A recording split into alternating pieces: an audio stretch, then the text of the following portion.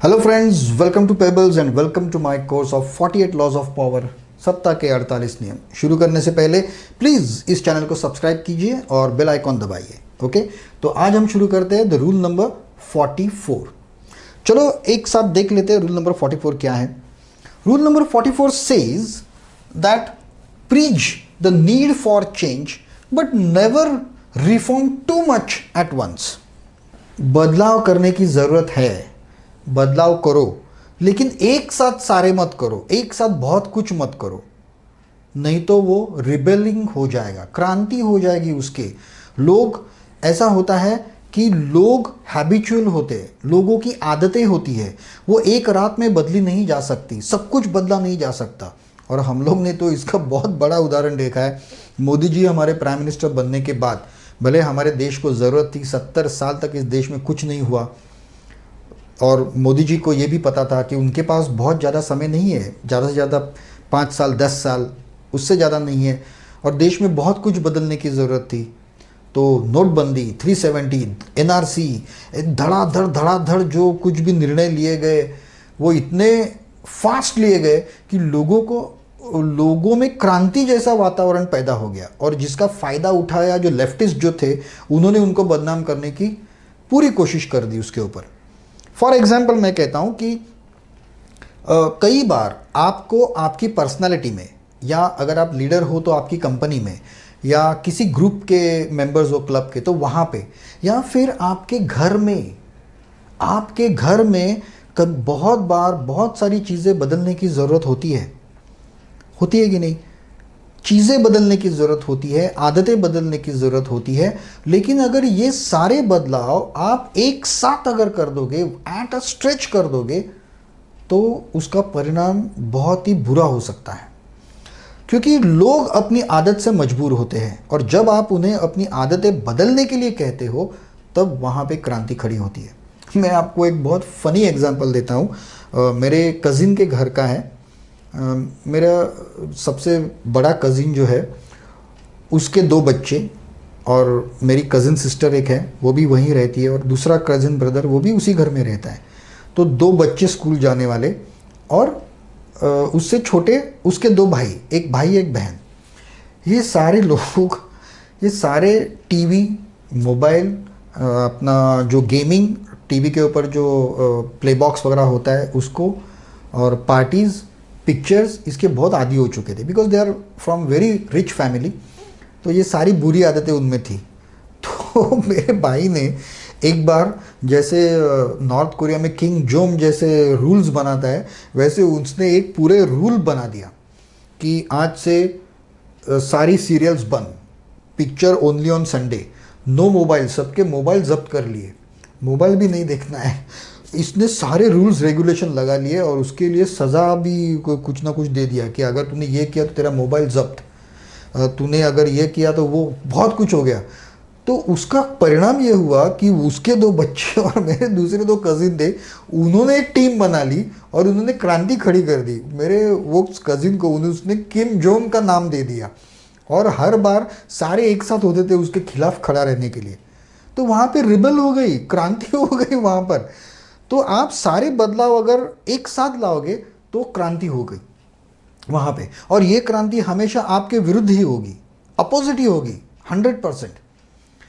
तो उसके लिए क्या करना चाहिए? उसके लिए थोड़े थोड़े स्लोली चेंजेस कर देना चाहिए। फॉर एग्जाम्पल मैं आपको बताता हूँ, सपोज आप एक औरत हो, फीमेल हो आप एक, और ऑफिस में आप एक normal simple sari, without makeup, और लंबे बाल, और सिंपल सी, एकदम सिंपल सी आप ऑफिस में जाती हो। ओके, सैटरडे को आप ऑफिस में गई, सेम सालों साल आप वैसे ही जाती हो। संडे को आप ब्यूटी पार्लर गई, किसी शॉपिंग मॉल में गई, और मंडे को आप जब ऑफिस में गई, तब इन फुल मेकअप, बाल कटे हुए या स्टाइल किए हुए, जीन्स, टी शर्ट और फैंसी ज्वेलरी, ऐसा अगर आप गई तो क्या होगा? सारे के सारे बदलाव अगर आपने एक साथ कर दिए तो क्या होगा? पहले तो आपके कलीग शॉक हो जाएंगे, अरे ये क्या है, पूरा पूरा पूरा शॉक हो जाएगा। लेकिन अगर आपने एक एक बार अगर आपने बाल कर दिए, सेकेंड टाइम थोड़ा थोड़ा मेकअप बढ़ा के वो, तो लोगों को आदत हो जाती है आपको वैसा देखने की, और फिर उसके ऊपर ज़्यादा किसी का ध्यान नहीं जाता। तो ये जो बदलाव होते हैं वो आपको धीरे धीरे करने, आपकी खुद की पर्सनालिटी में भी, या फिर आप अगर प्रोजेक्ट लीडर हो, बॉस हो, या फिर आपके बच्चों में भी आपको कुछ बदलाव लाने हैं उनके बिहेवियर में, तो भी एक साथ लाने की ज़रूरत नहीं है। अगर एक साथ लेके आओगे तो आपके खिलाफ क्रांति तो 100% होनी है। मैं आपको बताता हूँ कि ये फिर किए कैसे जाते हैं।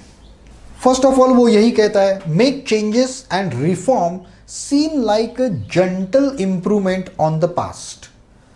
People are creatures of habit and the sudden change will cause some to rebel। उसमें से कुछ लोग ऐसे होंगे वो आपके विरुद्ध हो जाएंगे, क्रांति का लीडर बन जाएंगे, आपके अपोजिट हो जाएंगे। बदलाव कैसे होने चाहिए? Reform seems like a gentle improvement on the past. आपको पता है कि हम लोग नहीं, क्रिश्चियन जो क्रिसमस है वो 25 दिसंबर को क्यों मनाते हैं?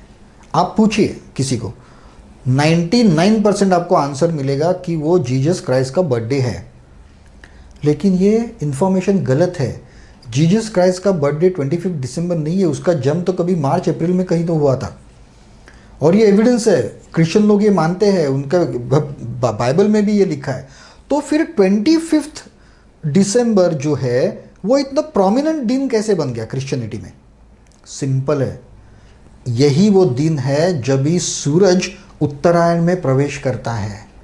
और ये जो दिन है, जो पैगन संस्कृति थी, वैदिक धर्म जो है, क्रिश्चियन धर्म आने से पहले जो संस्कृति थी, वो लोग ये दिन मनाते थे, सूरज का उत्तरायण में प्रवेश का दिन, सूरज की वर्शिप के लिए ये दिन मनाया जाता था। लेकिन जब क्रिश्चियन धर्म जब हुआ, तब उन्होंने क्या किया, लोगों को हज़ारों सालों की, सैकड़ों सालों की हैबिट लग चुकी थी, तो उन्होंने उसको सडनली बंद नहीं किया, चेंज नहीं किया, उन्होंने थोड़ा सा चेंज किया उसको, कि 25 दिसंबर को ही उन्होंने क्रिश्चियन का एक त्यौहार मनाना शुरू कर दिया।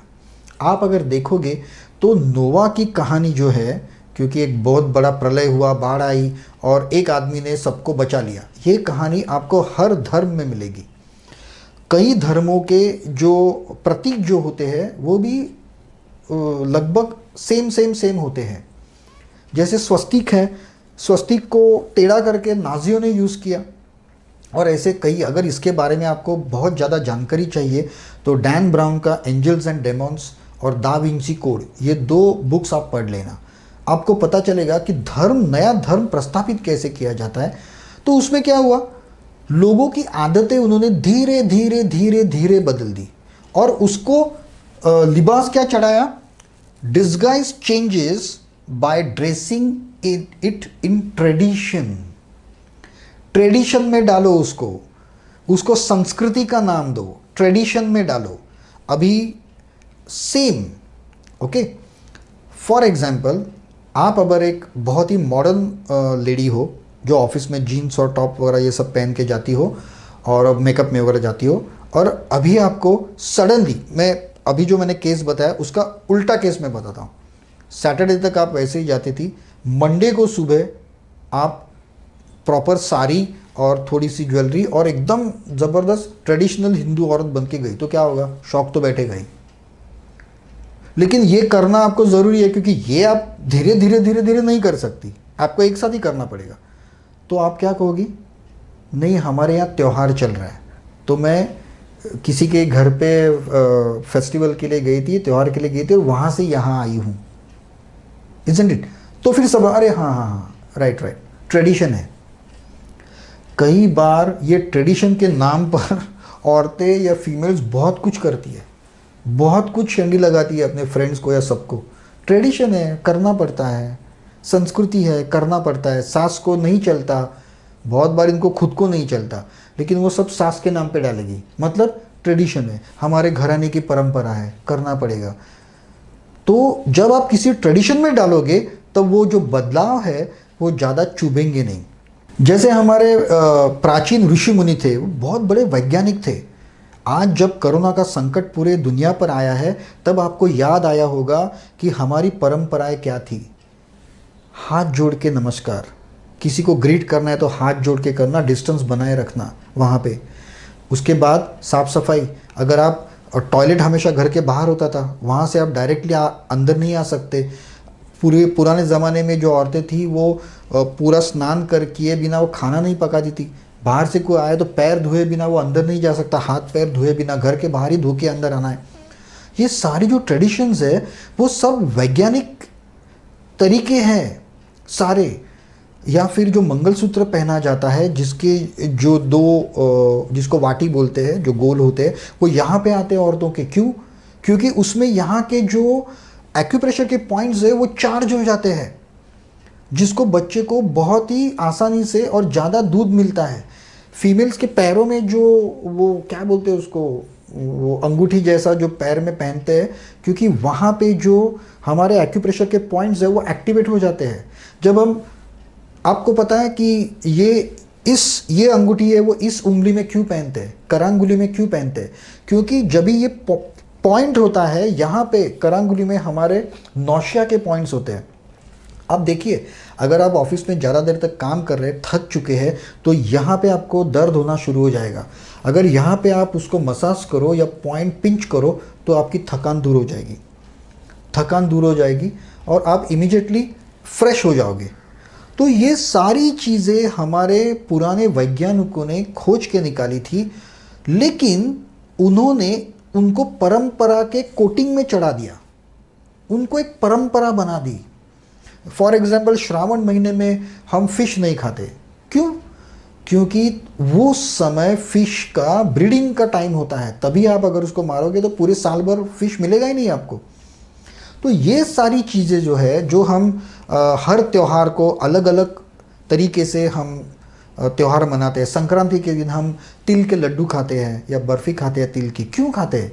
क्योंकि जो ठंडी का मौसम जो गया, जनवरी में संक्रांत आती है, सितंबर, अक्टूबर, नवंबर, दिसंबर, इसमें जो ठंडी सर्दी होती है हमारे देश में, तभी थोड़ा लेजीनेस आता है, हम बहुत ज़्यादा खा लेते हैं, बहुत कुछ खाते हैं हम कंटिन्यूस। तो उससे जो बॉडी का जो इम्प्योरिटीज़ है, वो तिल खाने से आपको टॉयलेट को है वो ज़्यादा जाना पड़ता है और आपकी बॉडी प्योर हो जाती है। हम फास्ट क्यों करते हैं? अभी मैंने एक आर्टिकल में पढ़ा था, जापानीज साइंटिस्ट था, कुछ तो डाइटिशियन था, उसने कहा था कि अगर साल में अगर हम सिर्फ 12 दिन कुछ खाए पिए बिना रहेंगे, 12 अलग अलग दिन, कोई भी दिन, सुबह से लेकर रात तक कुछ भी खाने का नहीं, तो आपकी बॉडी से कैंसर तक ठीक हो सकता है। मतलब आपकी बॉडी रिजुविनेट होती है पूरी। तो हमारे ऋषियों ने क्या बोला था? उपवास करो। उन्होंने उसको ट्रेडिशन और भगवान का नाम दे दिया। तो ये जो सारे चीज़ें हैं, वो अगर आप ट्रेडिशन, परंपरा, संस्कृति के कोटिंग में ये अगर आप खिलाओगे तो किसी को हर्ट नहीं होगा, किसी को प्रॉब्लम नहीं होगा उसका। आप देखिए, ये चीज़ें मुस्लिम धर्म के लोग बहुत ज़्यादा कहते हैं, नहीं हमारे धर्म में ऐसा बोला है, हमारे धर्म में ऐसा बोला है, ये ऐसा किया है। उनको भड़काने का काम भी वो धर्म का आधार लेके ही करते हैं। अरे जहाँ पे लोग मरने के लिए रेडी हो जाते हैं धर्म के नाम पर, ये सब चॉकलेट है। ये धर्म is a chocolate coating on anything, और ये सब जगह पे चलता है। तो हमें और हमारे जो नेता जो होते हैं, मिनिस्टर्स, नेता बीता जो होते हैं, वो भी यही करते हैं। एक ट्रेडिशन का, परंपरा का नाम देके उसको एक कोटिंग में सबको खिला देते हैं। तो ये आपके बहुत काम आएगा अगर आपको कुछ बदलाव करने हैं, कुछ भी करना है, घर में हो, आपके बच्चों के साथ हो, आप अगर टीम लीडर है, टीम के साथ अगर करना है, कुछ भी करना है, तो you can make use of the tradition, और ये जो लॉ है उसको बहुत ही अच्छी तरह से आप यूज़ कर सकते हो। ओके। इसके उलट अगर आपके ऑफिस में अगर आपको कोई चेंजेस है, आपके घर में चेंजेस धीरे धीरे परंपरा के अनुसार चेंजेस होने लगे, तो आप समझ जाइए कि बहुत कुछ बदलने वाला है। लेकिन ये धीरे धीरे हो रहा है और बहुत कुछ है करने के लिए या अपने ऊपर आने वाला बहुत कुछ है। सो फ्रेंड्स, ये लॉ बहुत काम का भी था। अगर आपको व्यवस्था सुधारनी है तो कैसे सुधारी जाती है, ये इस लॉ ने बहुत ही अच्छी तरह से सिखाया गया है। But for now that's all in this video. Thank you for being with me. और आप कमेंट्स कीजिए और हम बातें करेंगे कमेंट्स के ज़रिए। तब तक के लिए, मेरे नेक्स्ट वीडियो तक, have a nice day, take care, good bye.